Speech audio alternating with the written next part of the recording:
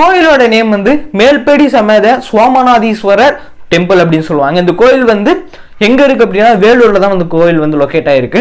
இந்த கோயிலை பத்தி ஒரு மிகப்பெரிய வரலாறா இன்னைக்கு வரைக்கும் பேசப்படுது என்ன அப்படின்னா, பட் நிறைய பேருக்கு தெரியாத ஒரு விஷயம் என்ன அப்படின்னா, இந்த கோயில்ல முக்கியமா ஒரு வருஷத்துக்கே ரெண்டு தடவை மட்டும்தான் சூரிய ஒளியா, அதாவது சூரிய ஒளியா வந்து இந்த கோயில் வந்து படும் சொல்றாங்க.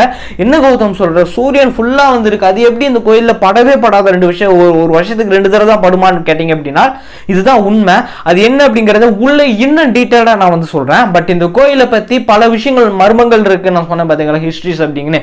இந்த கோயில்ல ராஜராஜ சோழனோட எழுத்துக்கள் வந்திருக்கும். அதை எல்லாத்தையும் தாண்டி வந்து பாத்தீங்கன்னா அந்த கோயிலுக்கு யாரோட பேர் வச்சிருக்காங்க, அண்ட் இந்த கோயில் பக்கத்துல இருந்து, இந்த கோயில்ல இருந்து ஒரு 200 மீட்டர் 200 மீட்டர் தாண்டணும் அப்படின்னா ஒரு கல்லறை வந்து இருக்கும்.